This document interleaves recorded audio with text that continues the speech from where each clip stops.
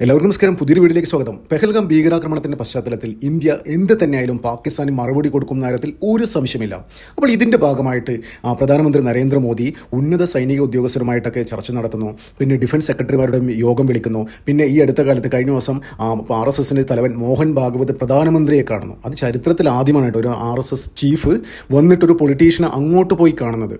അപ്പോൾ അതിനർത്ഥം എന്തോ വലുത് വരാനിരിക്കുന്നു എന്ന് തന്നെയാണ്. പക്ഷേ ഒരു വാർത്തയും ഇതുമായി ബന്ധപ്പെട്ട ഇന്ത്യ എന്ത് തരത്തിലുള്ള ഓപ്പറേഷനാണ് പാകിസ്ഥാനെതിരെ പ്രയോഗിക്കുന്നത്, ഒരു തരത്തിലുള്ള ഒരു വാർത്തയും മാധ്യമങ്ങൾക്ക് ചോർന്ന് കിട്ടുന്നില്ല. അത് നമുക്കറിയാം. അതായത് UP ഒക്കെ ഭരിക്കുന്ന കാലത്ത് എന്തെങ്കിലും ഓപ്പറേഷൻ നടക്കുമ്പോൾ എല്ലാ കാര്യങ്ങളും ബർക്കാദത്തിൻ്റെ വീട്ടിലെ സെക്യൂരിറ്റി സ്റ്റാഫിന് പോലും ഇന്ത്യ എന്താണ് ചെയ്യാൻ പോകുന്നത് വളരെ വ്യക്തമായിട്ട് അറിയാം. പക്ഷേ 2014 നരേന്ദ്രമോദി അധികാരം ഏറ്റെടുത്തതിന് ശേഷം ഒരു വാർത്തയും സർക്കാർ തലത്തിൽ സംഭവിക്കുന്ന ഒരു കാര്യങ്ങളും, എന്തിന് BJPയുടെ പാർട്ടി തലത്തിൽ നടക്കുന്ന കാര്യങ്ങൾ പോലും ഒരു വാർത്ത പോലും മാധ്യമങ്ങൾക്ക് ചോർന്ന് കിട്ടില്ല. അപ്പോൾ ഇതേ ഒരു സമാന സാഹചര്യം തന്നെയാണ് ഈ ഒരു അവസ്ഥയിലുള്ളത്. മാധ്യമങ്ങൾക്ക് പല പല ഊഹാഭോഗങ്ങളൊക്കെ നടത്തുന്നുണ്ട്. അതായത് എന്തായാലും പാകിസ്ഥാൻ ആക്രമിക്കണം, ഈ പെഷവാർ പോർട്ട് ആക്രമിക്കണം, ലാഹോർ പോർട്ട് ആക്രമിക്കണം, അങ്ങനെയുള്ള പല പല ഊഹാഭോഗങ്ങളും മാധ്യമങ്ങളോട് പ്രചരിപ്പിക്കുന്നുണ്ട്. പക്ഷെ ഒരു വാർത്ത പോലും ചോർന്ന് കിട്ടുന്നില്ല. അപ്പോൾ ഇപ്പോൾ പുറത്തു വരുന്ന റിപ്പോർട്ട് പ്രകാരം ഇത് തന്നെയാണ് പാകിസ്ഥാനെയും പേടിപ്പെടുന്നത്. പാകിസ്ഥാൻ ഒരു മന്ത്രി പുലർച്ചെ 2 മണിക്ക് പത്രസമ്മേളനം വിളിച്ച് പറയുകയാണ്, അടുത്ത 48 മണിക്കൂർ അല്ലെങ്കിൽ 36 മണിക്കൂറിനുള്ളിൽ ഇന്ത്യ ഞങ്ങളെ അറ്റാക്ക് ചെയ്യാൻ പോവുകയാണെന്ന തരത്തിൽ ഒരു അസാധാരണമായ ഒരു പത്രസമ്മേളനം നടത്തി രാത്രി പുലർച്ചെ 2:30 മണിക്ക്. അപ്പോൾ അതിനർത്ഥം അവർക്കും വ്യക്തമായ ഒരു ഐഡിയ ഇല്ല. അവർ പറയണം അടുത്ത 48 മണിക്കൂറോ 36 മണിക്കൂറിനോ ആക്രമിക്കുന്നില്ല കാര്യത്തിൽ. അപ്പോൾ അവർക്കും വ്യക്തമായ ധാരണയില്ല. ഒരു കാര്യം മാത്രമേ അവർക്കറിയൂ, ആക്രമിക്കും എന്ന്. അപ്പോൾ ഇന്ത്യ ഈ ഒരു അവസരം, പെഹൽഗാമിൽ കൊല്ലപ്പെട്ട 28 ടൂറിസ്റ്റുകളുടെ ജീവന് മറുപടിയായി എന്ത് തന്നെയായാലും ഇത് ഇന്ത്യ ഒരു അവസരമായി കണക്കാക്കും എന്നാണ് പുറത്തു വരുന്ന റിപ്പോർട്ട്. ഒറ്റ കാര്യം മാത്രമേ പുറത്തു വന്നുള്ളൂ. നരേന്ദ്രമോദി മാത്രമാണ് പറഞ്ഞത്. വേറെ ഒരു പൊളിറ്റീഷ്യനും സെൻട്രൽ ഗവൺമെൻറ്റിൻ്റെ BJPയുടെ ഭാഗത്തു നിന്ന് ഒരാൾ പോലും ഇതിനെക്കുറിച്ച് ഒരു അക്ഷരം പറഞ്ഞില്ല. നരേന്ദ്രമോദി മാത്രമാണ് പറഞ്ഞത്.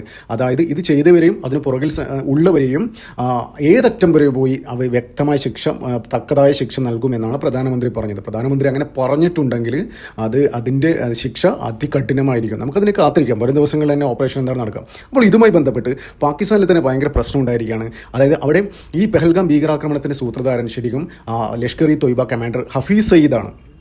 ഈ 2019 ആർട്ടിക്കിൾ 370 അബ്രിവേറ്റ് ചെയ്തതിന് ശേഷം അവിടെ പ്രവർത്തിച്ചുകൊണ്ടിരുന്ന ലഷ്കർ-ഇ-തോയ്ബയുടെ പേര് മാറ്റി ഇത് റെസിഡൻറ്റ് ഫ്രണ്ട് എന്നാക്കി, ഇത് TRS എന്നാക്കി. അവരാണ് ഈ പെഹൽഗാം ഭീകരാക്രമണം ആസൂത്രണം ചെയ്തത്. അതായത് ലഷ്കർ-ഇ-തോയ്ബ തന്നെയാണ്. അപ്പോൾ ഇതിനൊക്കെ ചുക്കാൻ പിടിച്ചത് ഈ ഹഫീസ് സയ്യിദ് തന്നെയാണ്. അപ്പോൾ ഹഫീസ് സയ്യിദിനെ എന്ത് തന്നെയായാലും തട്ടുന്നില്ല ഒരു കാര്യത്തിൽ ഒരു തീരുമാനമായിരിക്കുകയാണ് ഇപ്പോൾ. ഈ ഭീകരാക്രമണത്തിൻ്റെ പശ്ചാത്തലത്തിൽ ഇന്ത്യ അത് ഉപയോഗിക്കുകയാണ്.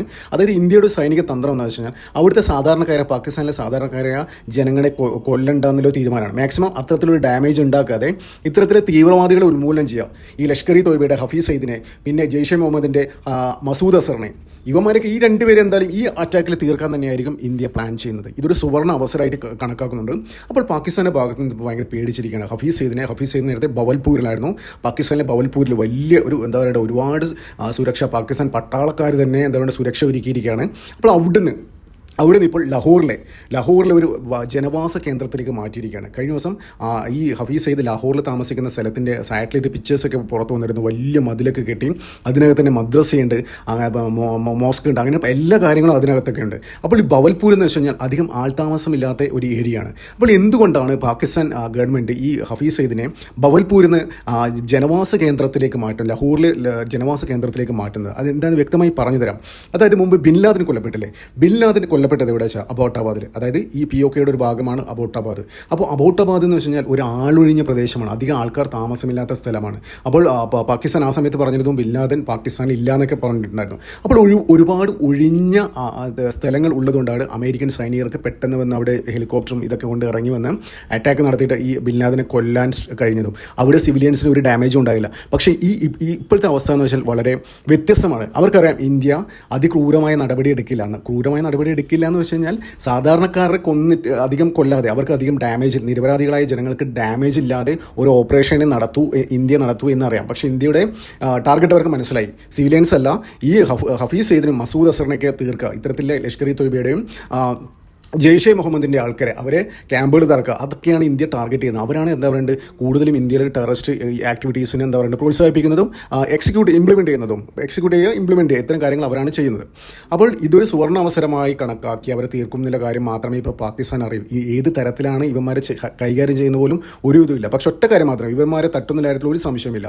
അതുകൊണ്ടാണ് പാകിസ്ഥാൻ ജനവാസ കേന്ദ്രത്തിലെ ലാഹോറിലെ ജനവാസ കേന്ദ്രത്തിലേക്ക് മാറ്റിയിരിക്കുകയാണ്. അപ്പോൾ പാകിസ്ഥാൻ പൊതുവെ പറയുന്നത് ഈ എന്താ പറയുക ഈ മുംബൈ അറ്റാക്ക് ശേഷം 2008 മുംബൈ അറ്റാക്കിന് ശേഷം ഈ ഹഫീസ് സയ്യിദിനെ അവിടെ 45 വർഷത്തേക്ക് ശിക്ഷിച്ചു എന്നാണ് പറയുന്നത് കോടതി. അപ്പോൾ ഇപ്പോൾ എന്താ പറയുക, അതിനുശേഷം അതൊക്കെ ചുമ്മാ നമ്പറാണ്, അവന്മാരുടെ ഉടായ്പ നമ്പറാണ്. അതിനുശേഷം ഒരുപാട് വേദികളിലൊക്കെ വന്നു, പല പല വേദികളിലും വന്നിട്ട് ഇന്ത്യക്കെതിരെ പരസ്യമായി പ്രഖ്യാപിച്ചിട്ടുണ്ടായിരുന്നു.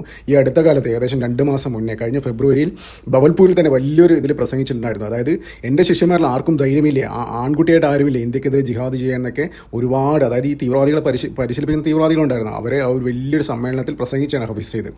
അപ്പോൾ ഇപ്പോൾ പുറത്തു വരുന്ന റിപ്പോർട്ട് പ്രകാരം ഇന്ത്യ അതായത് ഈ ലാഹോറിൽ ജനവാസ കേന്ദ്രത്തിൽ താമസിപ്പിച്ച് അവിടെ എങ്ങനെ കയറി അറ്റാക്ക് ചെയ്യും? അപ്പോൾ ഇന്ത്യ ഒരു തരത്തിലും അവിടെ കയറി അറ്റാക്ക് ചെയ്യുന്നില്ല എന്ന് വിചാരിച്ചിരിക്കുകയാണ്.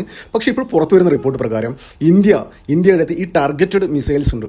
ടാർഗറ്റഡ് മിസൈൽസ് എന്ന് വെച്ച് കഴിഞ്ഞാൽ സ്പെസിഫിക് ആയിട്ട് ഒരു ലാറ്റിറ്റ്യൂഡും ലോഞ്ചിറ്റ്യൂഡും കൊടുത്തു കഴിഞ്ഞാൽ, അത് നമ്മുടെ ലൊക്കേഷൻ എന്ന് പറഞ്ഞാൽ ലാറ്റിറ്റ്യൂഡും ലോഞ്ചിറ്റ്യൂഡും ചേർന്നതാണ്. ഇപ്പോൾ ഈ കറക്റ്റ് ഈ 2 പാരാമീറ്റേഴ്സും കൊടുത്തു കഴിഞ്ഞാൽ എക്സാക്ട് പോയിന്റിൽ പോയിട്ട് ടാർഗറ്റഡ് ആയിട്ട് എന്താ പറയുക അവിടെ ഈ മിസൈൽ വീഴും. അവിടെ ഇപ്പോൾ എന്താ പറയുക ഇവൻ ഹഫീസ് സയ്യിദ് താമസിക്കുന്ന ആ സ്ഥലത്തെ കൊട്ടാരത്തിൻ്റെ ലാറ്റം ലോഞ്ചും കൊടുത്തു കഴിഞ്ഞാൽ കറക്റ്റ് ഈ മിസൈൽ വന്ന് ഇവിടെ കറക്റ്റ് പോയിന്റിൽ ഇട്ട് തരും. അത്തരത്തിലുള്ള ഒരു സാധനം ഒരു ഇൻഡോ ഇസ്രയേൽ മെയ്ഡ് സാധനമാണ്. ആ സാധനം ഇന്ത്യയുടെ കയ്യിലുണ്ട്. ആ വിഷയങ്ങളൊക്കെ ആയിരിക്കും ഇന്ത്യ ഉപയോഗിക്കാനുള്ള സാധ്യത. അതൊക്കെ മുന്നിൽ കണ്ടിട്ടാണ് ഈ ജനവാസ കേന്ദ്രത്തിലേക്ക് മാറ്റിയിരിക്കുന്നത്. ഇതിനിടയിൽ വളരെ ഇൻട്രസ്റ്റിംഗ് ആയിട്ടൊരു കാര്യം കൂടി പുറത്തു വരുന്നുണ്ട്. ഇത്തരത്തിലുള്ള ഈ ഹഫീസ് സയ്യിദിനെയും മസൂദ് അസറിനെയും പോലുള്ള തീവ്രവാദികളെ തട്ടാൻ വേണ്ടിയിട്ട് ഇന്ത്യ ചിലപ്പോൾ താലിബാനെ ഒരു കൊട്ടേഷൻ കൊടുക്കാനുള്ള സാധ്യതയും തള്ളിക്കളയാൻ പറ്റില്ല. അതെന്ന് കാരണം ഞാൻ പറഞ്ഞുതരാം. ഈ താലിബാനായിട്ട് ഇന്ത്യ ശരിക്കും താലിബാൻ്റെ ആ ഒരു ഭരണം അംഗീകരിക്കുന്നില്ല. പക്ഷേ ശത്രുവിൻ്റെ ശത്രു മിത്രം എന്ന രീതിയിൽ അതൊരു ഡിപ്ലോമസിയാണ്, എന്താ പറയുക അതൊരു യുദ്ധതന്ത്രമാണ്. അപ്പോൾ എന്താ പറയുക അവിടെ അവർ നടത്തുന്ന കാര്യങ്ങളെല്ലാം നോക്കുക. ശത്രുവിൻ്റെ ശത്രു മിത്രം എന്ന ഒരു ഡിപ്ലോമസി ഉപയോഗിക്കുക, ടാക്ടിക്സ് ഉപയോഗിച്ചിട്ട് അവരെ യൂസ് ചെയ്യാൻ സാധ്യതയുണ്ട് ഈ താലിബാൻസിൻ്റെ ഒരു ഔട്ട്ഫിറ്റ് എന്താ പറയുക പാകിസ്ഥാനിലുണ്ട്. തെഹ്രീക്ക് താലിബാൻ എന്ന് പറയും.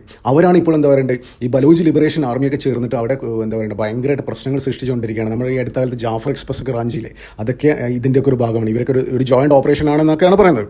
അപ്പോൾ എന്ത് തന്നെയായാലും ഈ തെഹ്രീക്ക് താലിബാനെ ഒരു കൊട്ടേഷൻ കൊടുക്കാനുള്ള സാധ്യത തള്ളിക്കളയാൻ പറ്റില്ല. കാരണം പാകിസ്ഥാനിലെ എല്ലാ ഏരിയയിലും ഇവരുടെ ഒരു പ്രസൻസ് ഉണ്ട് ഈ തെഹ്രീക്ക് താലിബാൻ്റെ.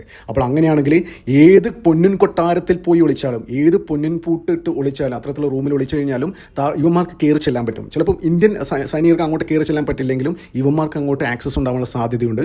അപ്പോൾ ഈ ഒരു അവസരം ഇന്ത്യ വ്യക്തമായിട്ട് യൂസ് ചെയ്യും എന്ന് തന്നെയാണ് എന്താ പറയുക ഇത്തരത്തിലുള്ള കാര്യങ്ങൾ വിശകലനം ചെയ്യുന്നവരും എന്താ പറയുക അതിനെക്കുറിച്ച് കൂടുതൽ പഠിക്കുന്നവരും ഈ മേഖലയിൽ പ്രവർത്തിച്ച മുൻ സൈനികരും കമാൻഡോസൊക്കെ ഉണ്ടല്ലോ, അത്തരത്തിലുള്ള ആൾക്കാർ അങ്ങനെ പറയുന്നുണ്ട്. ഇന്ത്യ ആ ഒരു അവസരം എന്തായാലും യൂസ് ചെയ്യും. ഈ തെഹ്രീക്ക് താലിബാനായിട്ടുള്ള എന്താ പറയുക അവർക്കൊരു കൊട്ടേഷൻ കൊടുക്കാൻ സാധ്യത തള്ളിക്കളയാൻ പറ്റില്ല.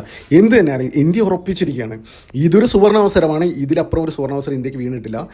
ഒന്നാമതെന്ന് വെച്ചാൽ ഈ എന്താ പറയുക ഈ ടെററിസ്റ്റ് ഔട്ട്ഫിറ്റുകളൊക്കെ ഇല്ലാതാക്കാം, പിന്നെ POK ഒക്കെ പിടിച്ചെടുക്കാം. അപ്പോൾ എന്ത് തന്നെയാലും നമുക്ക് കാത്തിരിക്കാം.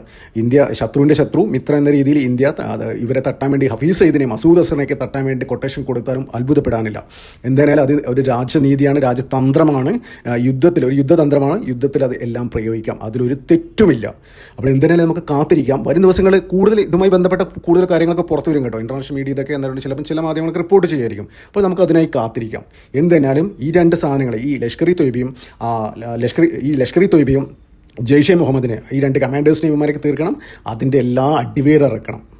ഇതൊരു സുവർണാവസരം ഇന്ത്യ ഉപയോഗിക്കും എന്നാണ് വിശ്വസിക്കുന്നത്. നമുക്കതിനായി കാത്തിരിക്കാം. നന്ദി, നമസ്കാരം. മറ്റൊരു വീഡിയോ കാണാം.